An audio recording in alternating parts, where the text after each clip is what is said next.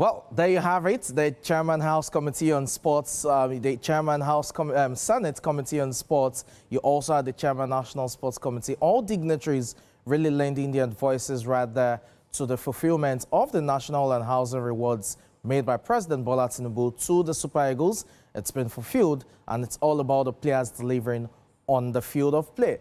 I talked about a former legend of the game, talking about the former Super Eagles, joining us. He will be joining us in a bit. Let's turn attention now to Omodia, who is a football commentator based in Canada. He joins the show this evening. Omodia, thank you so much for joining us.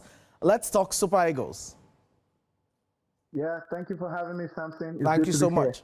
Let's turn attention now to the action on the field of play in terms of the game against Tanzania. But just before we talk about that, I need your response, or your review rather, of that fulfillment by the president to the Super Eagles. We've had previous teams complain about, the government not fulfilling rewards made to them or promises made to them, as it were. But this is an administration, a president that has fulfilled it within a year, or probably even less. How much of an impact will this have on the team going forward? Yeah, I think it's a very good gesture. I mean, I've been following the Super Eagles since in the 90s, and I haven't seen or I haven't heard about a government, Nigeria fulfilling their promise just after a year. I mean, the 2023 AFCON is just a couple of months away, and they're getting their reward. I saw the videos. I saw the smiles on the players' faces.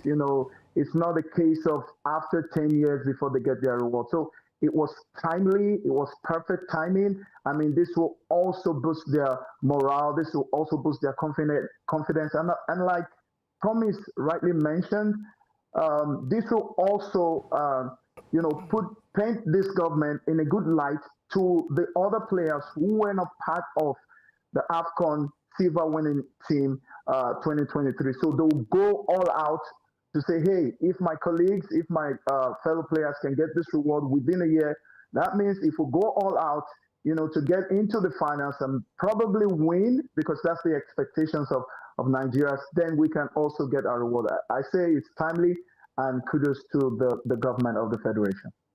Okay, let's turn our attention now to the match as quickly as we can. We know quite well that we're highly favored against the Tanzanian Stars, but you can't rule out upsets in the game. You're looking at the caliber of players we have as against Tanzania and how we can get past our last match, which was the World Cup playoff final loss to DR Congo on penalties.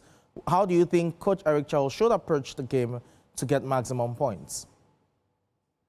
Now, if you're taking a keen interest in the way that he invites players, Coach Eric Charles, you will see that there's a little bit of emphasis on the attacking players. We have 8 defenders, 8 midfielders, and 9 striking players, 9 attackers. That's to tell you that he likes to play with like 4, 5 attackers on the pitch.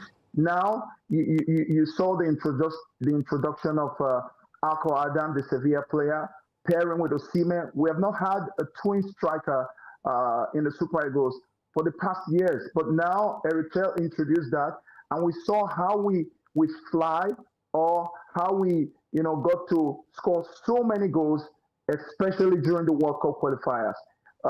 If you take a look at the Benin Republic game, after that we scored 4 against Benin Republic. We scored 4 against Gabon in the playoffs. That's 8 goals in 2 games. I don't even remember when last we got that kind of, much goals in 2 games for the Super Eagles. So I feel Eric Charles has got something cooking. I'm not just going to sound his trumpet, but he's a coach that, if given the time, he's just spent how many months has he spent, and he's got this kind of win ratio. So against Tanzania today, I'll take a look at their games. Tanzania, I don't think there's any upset here, because no disrespect to the Tanzanians, but with the caliber of stars that we have, with the array of players that we have, we should be winning 2-3 goals.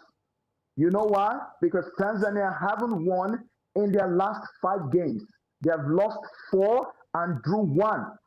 Nigeria, we've only had that defeat to Egypt in our last 3-4 games. the defeat against DR Congo was just penalties, game of luck. The 2-1 defeat from Egypt in the friendly games is not even captured by FIFA because it's not an international friendly. It's just a practice match. So if you check, we have the confidence, we have the right players, we have the right tactics. You know, usually he deploys a 4-4-2, but today I want to see the wingers, you know, put in more crosses, because if we have the twin strikers in Ako Adams and Osimhen, I think we will definitely get today. I don't see any upset yet. Tanzania will be beaten by Nigeria today.